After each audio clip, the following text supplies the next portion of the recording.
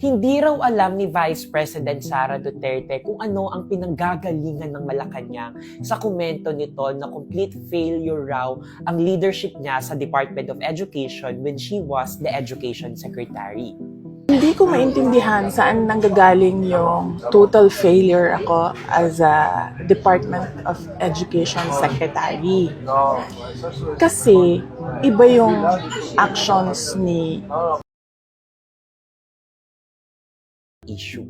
To be fair, nagre-react lang naman ang Malacanang sa unang statement ni VP na napapag-iwanan na raw ang Pilipinas pagdating sa edukasyon.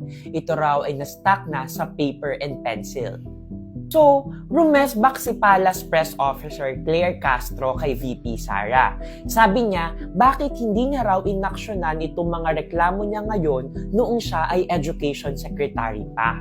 Matatandaan na nag-resign si VP Sara sa Marcos administration noong June 19, 2024, signaling the collapse of the once formidable Uniteam Alliance.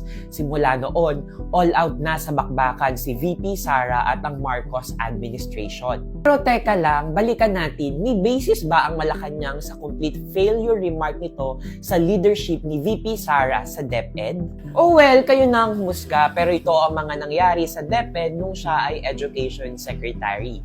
Sabi ng Commission on Audit, the Department of Education managed to build only 192 classrooms out of the 6,379 target classrooms in 2023. The full year, Duterte was the Education Secretary. At that time, meron na tayong kakulangan na 91,000 classrooms. At ngayon, lumobo na ito sa 165,000 classrooms. Naaalala niyo ba yung matatag curriculum? Ito lang naman yung banner program ni Duterte nung siya ay Education Secretary. Pero ayon na rin sa mga teachers na nakausap natin na sa on-ground experience, minadali raw ito at hindi pinaghandaan ang implementasyon.